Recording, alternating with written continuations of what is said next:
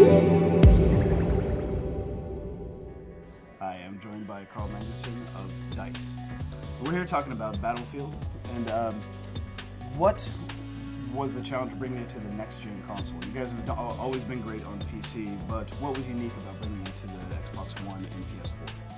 Well, it's quite interesting because this is not our first transition into a new generation of hardware. Actually, when we moved over and built Battlefield Bad Company 1, that was the transition to the consoles we've had now for a long period of time. Right. That was pretty tough work for us because we built a brand new engine for that. We built the first iteration of the Frostbite engine in order to ship Battlefield Bad Company 1. That took a lot of time and blood, sweat and tears from the team back home, both the engine team but also the game team. But as you probably know, today we're using Frostbite 3, which is the third iteration of the engine, which is much more mature and much more stable, and is actually very, very well prepared for this oncoming transition to the next platforms with all this additional power that we're getting. Mostly because of the scalability of the engine, that we can scale up and down depending on how much memory or power we get out of the machine. Gotcha. So actually, our transition into the next platforms that are coming now haven't been that hard. We've actually been pretty ready. In Battlefield 3, it was obvious that the PC, when you looked at the visual quality of the game, was very far ahead of the 360 and the PlayStation 3. But now we're seeing with the new consoles coming that this gap is definitely, they're catching up. So it's exciting times. And at DICE, when we talk about what next gen actually means for us, we're trying to stay away a bit from the guessing and the buzzword bingo that's going on, etc. So we asked us, there's a lot of it. It is, even though we're getting more and more facts as it is. But we really sat down and thought about what should we do with all this power and availability that we have in the new consoles. Yeah. And our simple conclusion was what do the players want? And that's why the first thing that we've decided and that we are delivering upon is that we're bringing 64 players at 60 FPS to the next-gen consoles. That is going to be exclusive to next-gen consoles. Yes. With the fact that we're still building very big environments with all the destruction, with all the vehicles, etc. On the current-gen platforms, we're going to stay at the 24 players with around 30 FPS. Right. So, but the Frostbite engine, it won't have any problems with the Xbox 360 and the PS3. Oh no! I mean the engine. We've shipped games on this that looked very, very good. I think a lot of people agree that Battlefield 3 on these consoles looked very good as well. So no, it won't be a problem. And actually, that's part of the scalability that I mentioned. That the engine is very flexible and actually allows us to focus a lot more on just building the game than just wrestling the technology, which I think some of the other developers out there are probably having a bit of a challenge with. Yeah. So the Frostbite engine, we also heard a lot of news that it's going to be used on Star Wars as well. So could you explain how that deal came about? Well, we showed a teaser here at E3, the press conference this Monday, and we're really excited about it. Just a giant ad foot and then screams from the audience. Everyone just went ape about it. But actually, the press conference reaction was quite similar to when we announced this at one of our studio meetings in Stockholm in front of the entire studio. People just went nuts. I mean, we are dedicated, hardcore fans. Well, on various levels, but pretty much everyone in the studio are fans. Of course.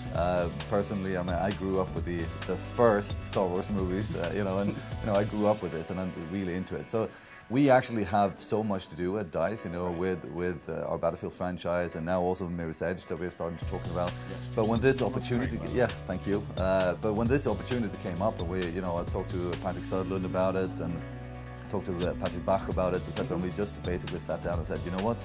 We definitely want to do this. Let's find a way of making this happen.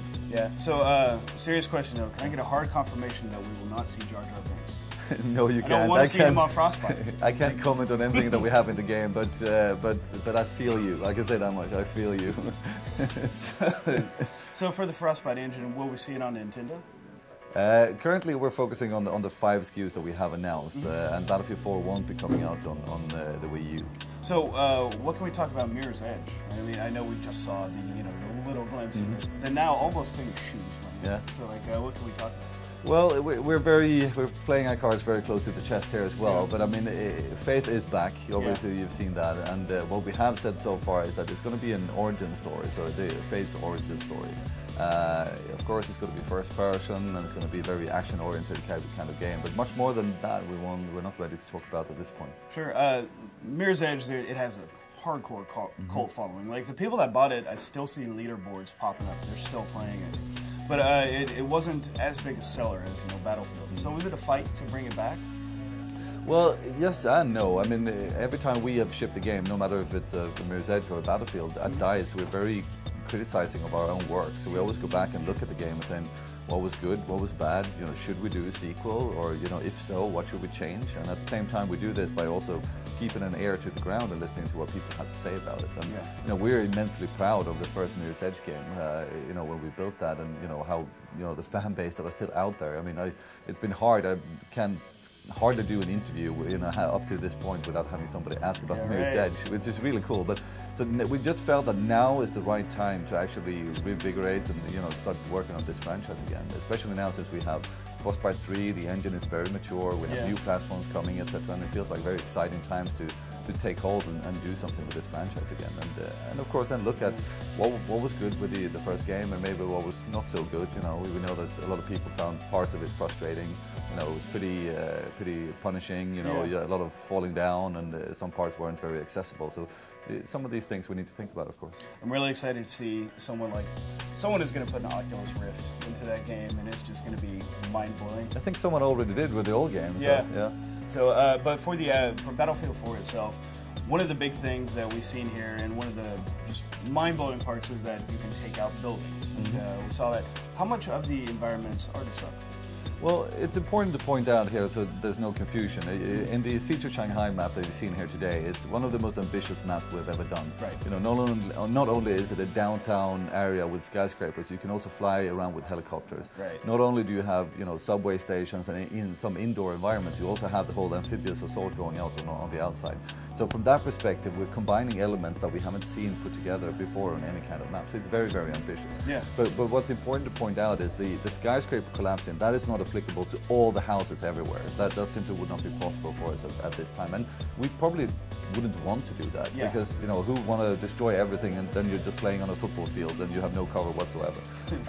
Nobody actually, it sounds like a joke, but it's actually the way that we have talked about it. A lot of people come to us saying, I want to destroy everything. Yeah. And our answer is actually, or our question back is why? You know, of course it's cool to see things blow apart. That's why we, you know, put destruction in there. But it's also about changing how you play the game. And if everything disappears, then you have nothing left. So it's the main skyscraper that comes down there. But then you have destruction on so many different levels, ranging from micro destructions, windows, covers, etc., all the way up to that epic piece of the skyscraper coming down. But all of this, we think of this as a concept that we call evolution, that we have talked about quite a bit here at E3, and that is not just about the destruction, it's about the idea that you as players interact and can change the environment depending on how you play.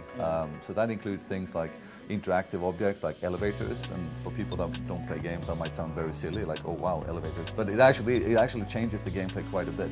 Yeah, Shanghai map, it was a huge part to get to the conquest. Yeah, and it's, you know, you go into the elevator, you hear the elevator music, and then you pop out, and it's complete havoc up there in the sky. The sky bars. It's pretty cool. But also things like you can press buttons. You have bollards coming out of the ground, so you can stop oncoming vehicles. Those are very interactive physical objects. But then you also have things like which affects the awareness of players on the map. So. Maybe if you have enemies running through a metal detector in a warehouse or something, you can actually hear the beeping. If you're out in the forest, you might walk through some bushes, birds fly away, etc. So you can alert. You know, you have to be careful so you don't alert people of your presence, etc. And all of this, you know, world interaction and how it changes depending on how you play. That's what we call evolution. So with the 64 people on console, is that going to run just like it will on a PC with like hosted servers and all that, or is it a different setup for the new console? Well, I mean, naturally there will be different things if we're playing on a console, and the biggest thing is probably the input, etc. But I mean, otherwise we're trying to keep the different versions of the game as how should I say, agnostic of the platform as possible. So if we have a server rental program on PC, we'll have that on console as well, and you know, as much as possible. There might be some things that are, you know, different when it comes to the controls, and you know, how do you use the command rows or something like that. But you know, it's up to the various platforms. We have done this before. You know, we've done console SKUs and PC SKUs, and we have a pretty good grasp of how you keep them the same but still make use of each platform's strengths. Do you yourself, I mean, I'm sure you do, but how much do you watch like the player created clips, like One of my favorites is a guy flying a jet, jumping out, shooting the guy below him. Oh, with the Another sniper jet. rifle? Yeah, right, and then he jumps in the jet. I spend a lot of time. I spend a lot of time watching those, and they get sent around the office quite a bit actually on our internal forums and mailing lists, and people really appreciate that when the community do this kind of stuff. It's actually to the point that you probably heard that we talk about the campaign here for BF4 that we say only in Battlefield. That's only possible in Battlefield. Right. And this campaign is actually inspired by exactly what you bring up there. It's when we've seen what people can do only in Battlefield. It's like that's the inspiration of what we're talking about, how BF4. Yes. And then finally, you guys have Mirror's Edge, you have the Star Wars project, and you have Battlefield. Any chance we're going to see a Bad Company return? Well, we have to wait and see. I mean, the Battlefield franchise has jumped in time, and in different sub franchises, you could almost say, like Bad Company, etc. So we have to wait and see what happens in the future. Right now, we're really focused on shipping Battlefield 4, of course, which we're really excited about. Yeah. And we'll have to wait and see. And it's October 29th. That's correct, and it's coming out for 5 platforms. All right. Well, thank you for your time. Thank you.